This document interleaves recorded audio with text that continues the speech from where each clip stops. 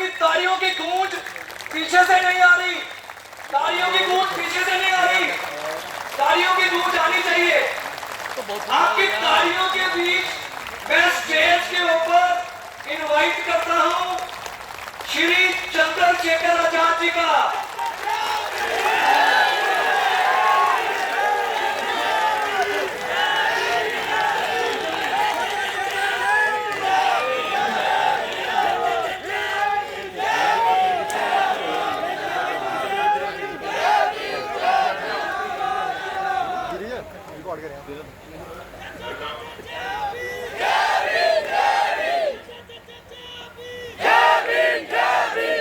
जय भीम, जय भारत, जय संविधान। आज जम्मू की इस पावन धरती पर चुनावी सभा में अपनी बात को शुरू करने से पहले मैं सभी धर्मों में जन्मे सभी संतों, गुरुओं और महान पुरुषों को नमन करता हूं। डॉक्टर बाबा साहब अम्बेडकर और उनके समकालिक सभी सामाजिक परिवर्तन के महान नेताओं को भी मैं याद करता हूं, उनको भी नमन करता हूं। मेरे राजनीतिक गुरु मान्यवर काशीराम साहब,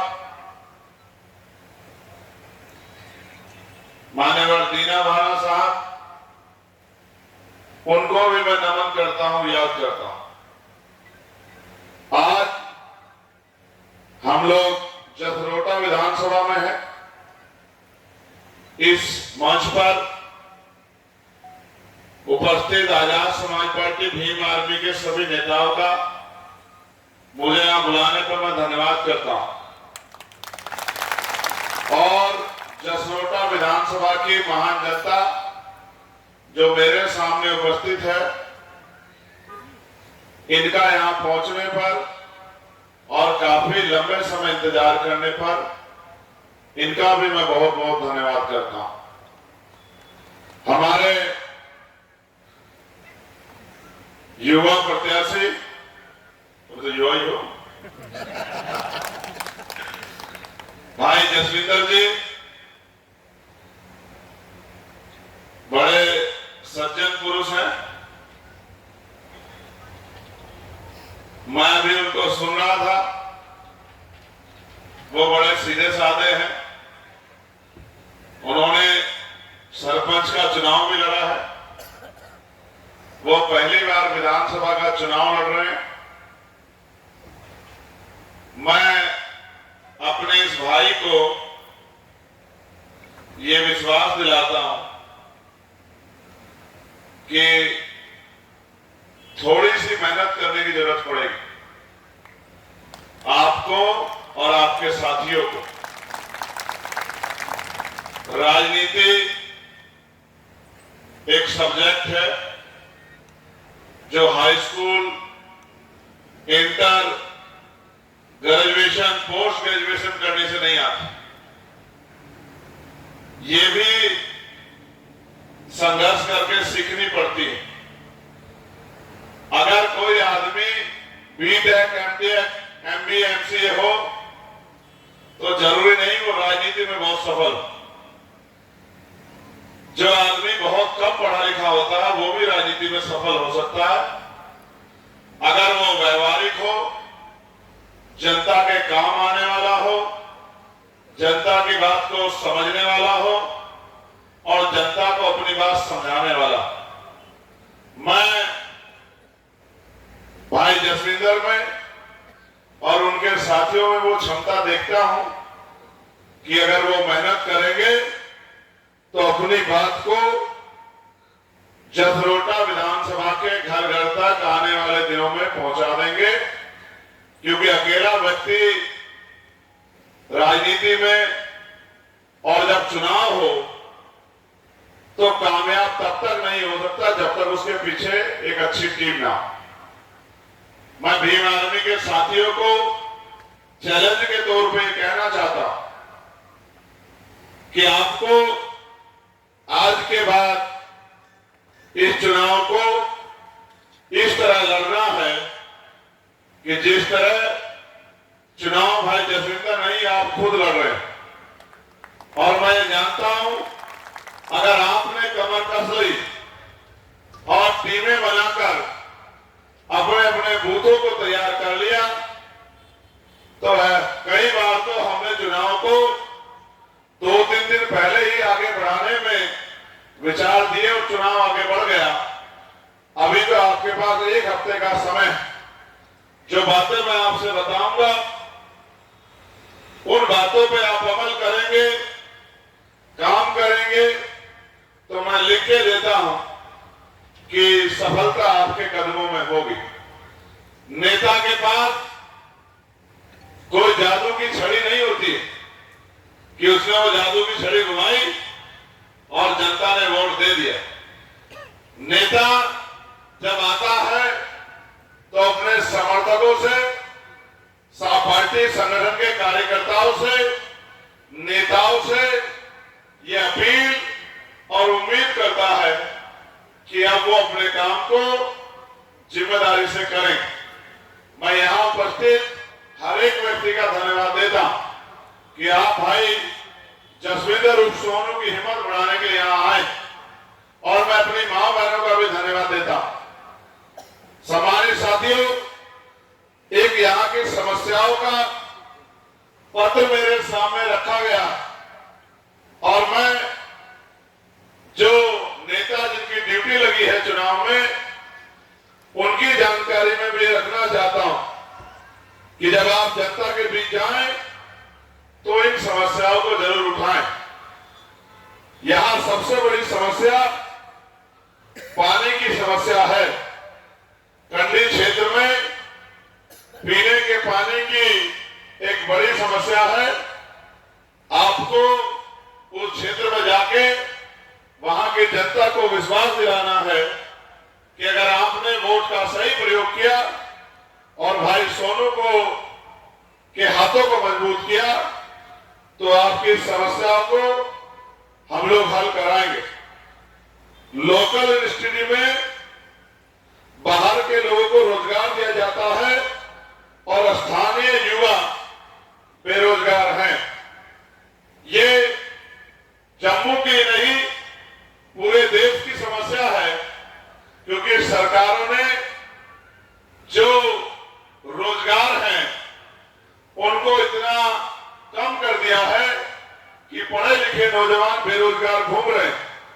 तो आप भी विधानसभा में प्रस्ताव लाकर जिस तरह हरियाणा सरकार ने किया था कि वहां 70% रिजर्वेशन हरियाणा के नौजवानों को मिलता था, तो मैं भविष्य में आप भी कानून बना के यहाँ के युवाओं के लिए रोजगार की व्यवस्था करा सकते हैं। एक समस्या मुझे रामगढ़ विधानसभा में भी और यहां भी बताई गई है कि पंजाबी भाषा को ऑफिशियल भाषा का दर्जा नहीं दिया गया। पंजाबी सिख समाज के लोगों की संख्या यहां बहुत है, लेकिन उनकी जो भाषा है मातृभाषा जिससे वो मां की तरह प्यार करते हैं, जो बोलने में भी बड़ी प्यारी है, उस भाषा को यहां ऑफिशियल भाषा का दर्जा नहीं दिया गया है।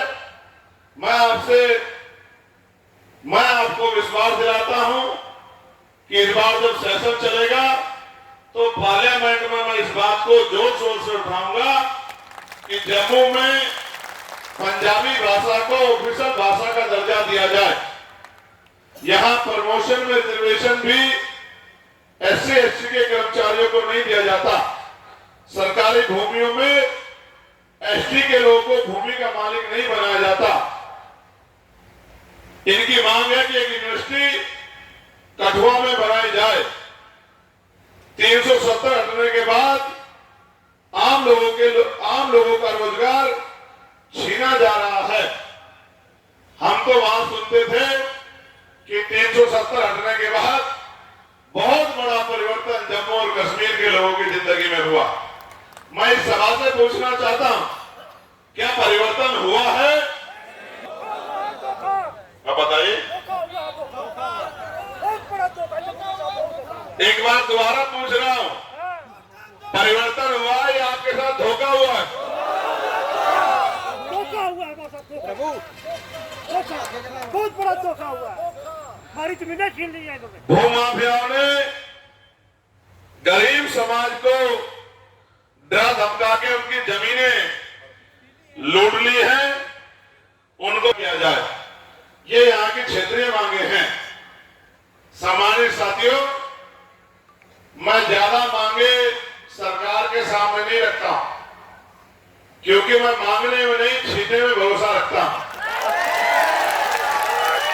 और लोकतंत्र में आपके पास भी 5 साल में मौका आता है कि आप मांगने वाले की बजाय देने वाले बन जाओ। अगर आप अपनी वोट का सही प्रयोग कर लो और अपने बीच के व्यक्ति को जिताकर भेजो। ऐसे तो जब से चुनाव चल रहे हैं आप लोग वोट देते आए हो। पिछले 10 सालों तक शायद आपको चुनाव का मौका नहीं मिला। अब आपके पास मौका आया है, जहां एक तरफ राष्ट्रीय पार्टी के लोग यहां अपने कैंडिडेटों को जिताने के लिए जो लगा रहे हैं, वहां पिछले 7-8 साल से भीम आर्मी आजाद समाज पार्टी के लोग भी इस मिट्टी में संघर्ष करके ये कोशिश कर रहे हैं कि यहाँ के नेतृत्व को मजबूत किया जाए, उनके हाथों को मजबूत किया जाए और काम करने वाले लोगों को विधानसभा में भेजा जाए। आप ये महसूस कीजिए, जिस तरह सरकार ने वहां बैठ के आपकी जिंदगी का फैसला किया, आपके सामने चैलेंज है कि आप भविष्य में ऐसा कदम ना उठाएं कि फिर से कोई सरकार दिल्ली में बैठ के आपके भविष्य का फैसला करे और वो अपने आधार पर तय करे कि जो फैसला उन्होंने किया वो अच्छा फैसला है। मैं तो ये मानता हूं कि यहाँ की रहने वाली जनता बेहतर जानती है कि यहाँ की समस्याएं क्या हैं और उनका समाधान क्या है। अगर यही के लोगों के हाथ में ताकत दी जाए और उनको अपने प्रदेश को आगे बढ़ाने का मौका दिया जाए और उनकी मदद की जाए सेंट्रल गवर्नमेंट के द्वारा, तो शायद जम्मू कश्मीर बहुत जल्द अपने पैरों पर खड़ा हो पाएगा और खड़ा होकर अपनी तरक्की के रास्ते को, विकास के रास्ते को प्राप्त कर पाएगा। मैं तो पार्लियामेंट के जरिए देश के सभी मुद्दों पर चर्चा करता, लेकिन जहां आजादी से पहले राजकाज युद्धों के बाद बदलता था, हजारों लोग हाथी, घोड़े, बंदूकें, तोपें, तलवारों के दम पे राज बदलते थे। वहां बाबा साहब अम्बेडकर और उनके समकालीन नेताओं, महापुरुषों के संघर्ष से भारत में लोकतांत्रिक व्यवस्था आई और लोकतांत्रिक व्यवस्था में भी हक वंचित समाज के लोगों को भी वोट डालने का अधिकार मिला। अब स्थिति ऐसी है कि ना तलवार चलानी है, ना बंदूक चलानी है, ना तोप चलानी है, बस ईवीएम का बटन दबाना है, अपने पक्ष में दबाना है, लोगों को तैयार करना है अपने पक्ष में बटन दबाने के लिए और राजकाज बदल जाता है। जो कल तक कुर्सी में बैठा था, आज वोट ने वो ताकत जनता के हाथ में दी है कि जिसको चाहे कुर्सी में बिठा दे और जिसको चाहे उठा के कुर्सी से पटक दे, उसको एहसास करा दे कि लोकतंत्र में तानाशाही नहीं चलती, जनहित की बात को आगे बढ़ाकर ही आप लोग राजकाज कर सकते हो। हम तो वोट के सम्मान को, वोट की ताकत को, वोट की अहमियत को जानने समझने वाले लोग हैं। मैं संदेश के तौर पे आप सबसे कहना चाहता हूं, मेरे बताए हुए 2-3 काम कर लेना। आप देख लेना, जो शख्स आज मेरे बराबर में खड़ा है, ये 8 तारीख के बाद आपको विधानसभा में आपके हितों के लिए लड़ता हुआ दिखाई देगा। मैं इस बात का आपको यहां से जाने के बाद आपको सबसे पहले अपने बूथ को अगले 2 दिन में तैयार करना है कि आप अपने बूथ पे ज्यादा से ज्यादा वोटें आजाद समाज पार्टी के प्रत्याशी भाई सोनू जी के पक्ष में डलवाने का काम करें। फिर उसके बाद आप अपने बराबर वाले गांव में यानी कि बराबर वाले बूथ पे जाना और वहां जाके लोगों से अपील करना, अपनी पॉलिसियां बताना और उनसे विश्वास लेना और उनसे कहना कि वो आपकी मदद करें। बहुत छोटा सा एरिया है, अगर आप एक दिन में 3-4 घंटे का भी समय दोगे तो मैं लिख कर देता हूं।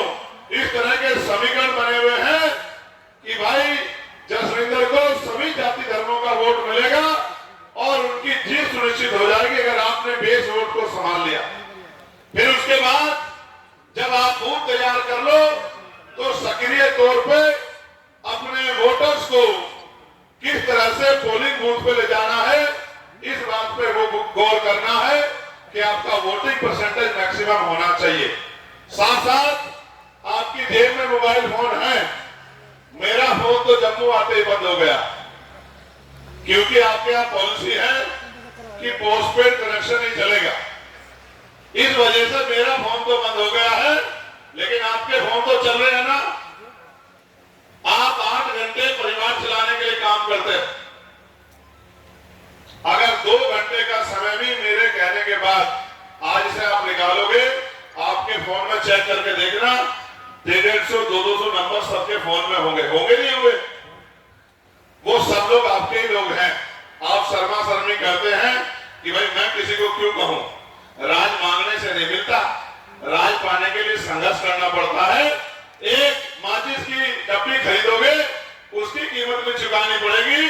आप कुर्सी पे बैठने वाले बनना चाहते हो तो आपको घर से निकल के काम करना पड़ेगा कि अपने दोस्तों, साथियों, रिश्तेदारों को फोन करके अपील करना कि हमारा भाई जसविंदर उर्फ सोनू लड़ रहा है, हमारा केतली का निशान है। जब आप 1 तारीख को वोट डालने जाएं तो कीमती वोट को भाई जसविंदर को डालने का काम करें। अगर आपने एक छोटा सा मैसेज भी बना लिया और एक आदमी ने रोज 50 लोगों को भी भेज दिया तो आप देखना 7 दिनों में कितने लोगों तक आपकी बात जाएगी। साथ साथ इसी क्षेत्र में आपकी बहुत सारी रिश्तेदारियां भी होंगी, एक दूसरे से मेल मिलाप भी होंगे, दोस्तियां भी होंगी, पारिवारिक संबंध भी होंगे। जब आप चाहते हैं भाई सोनू जीते तो कम से कम 1 घंटे का समय निकाल के अगर आप लोगों में बैठ जाओगे तो भी सोनू भाई की वोटों की संख्या बढ़ जाएगी।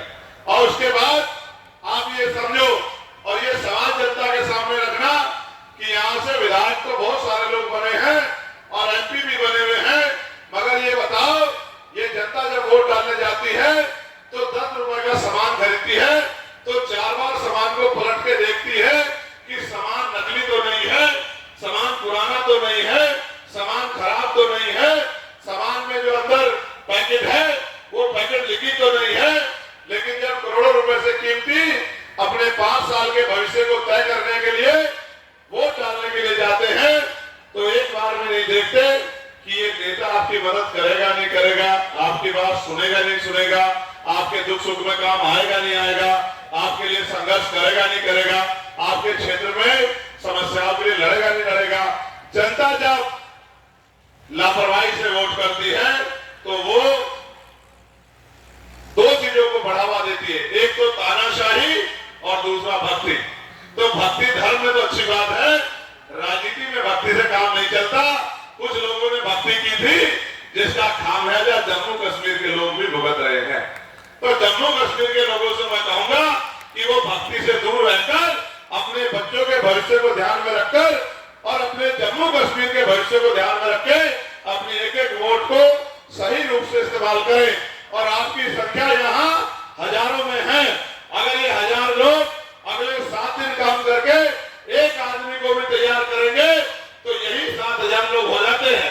और मैं आपसे मांग कर रहा हूँ 1 घंटे के काम की अगर आपने एक दिन में 10 लोगों को तैयार कर दिया तो यही संख्या बढ़ के 70-75 हजार हो जाए। ये पूरा सिस्टमेटिक है।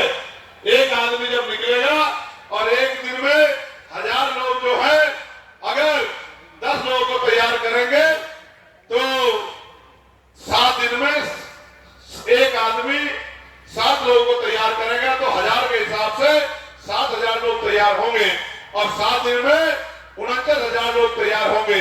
ये तो तब है जब आप ना करने पे आओ, और अगर करने पे आ जाओ तो एक दिन में 2-2, 4-4 गांव को भी आप तैयार कर सकते हो, नहीं कर सकते हो।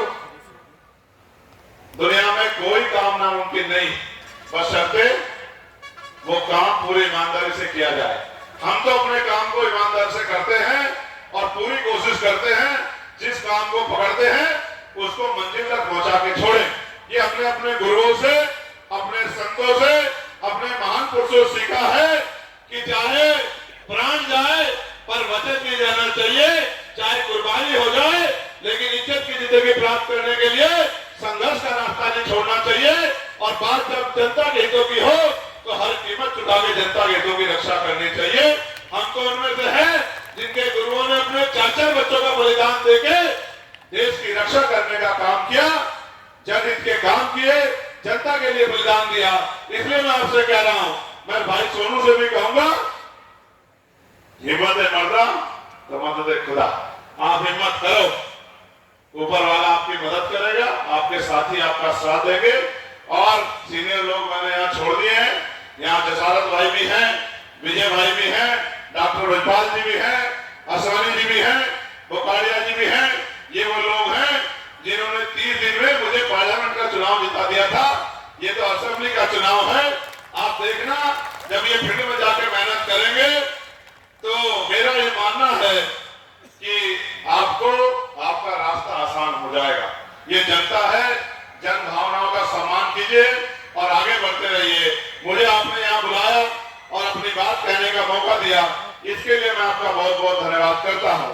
और मैं आपको विश्वास दिलाता हूँ, जो आपकी मांगे सेंटर से, सरकार से संघर्ष करने की है, जिनमें एक मांग ये है कि पंजाबी भाषा को जम्मू कश्मीर की ऑफिशियल भाषा बनाया जाए, उसके लिए मैं आपको विश्वास दिलाता हूं कि पार्लियामेंट में इस विषय को मैं जोर शोर से उठाऊंगा। दूसरी बात, यही हरिनगर विधानसभा में भाई गौरव जी, नौजवान साथी जिनके पिताजी क्या हैं, आ जाओ, इनके पिताजी बहुत मिशनरी व्यक्ति थे। ये गरीब परिवार का बेटा है, ये भी वोट के आधार पर राज्य व्यवस्था में अपनी हिस्सेदारी संघर्ष करने निकला है। मैं आपको दोनों विधानसभा के लिए अपील करता हूं कि भाई गौरव की भी आप लोग मदद कराना और मेरे भाई जसविंदर उर्फ सोनू की मदद कराना। साथ साथ मैं उम्मीद करता हूं कि आज के बाद आप मेरे बताए गए रास्ते में चलकर अगले 6-7 दिन चैन से नहीं बैठेंगे जब तक आप अपने लक्ष्य को प्राप्त न कर लें। बहुत बहुत धन्यवाद। जय भीम, जय भारत, जय संविधान। वाहेगुरु जी का खालसा, वाहेगुरु जी की फतेह। बहुत बहुत धन्यवाद। आप सबके लिए मंगल कामना।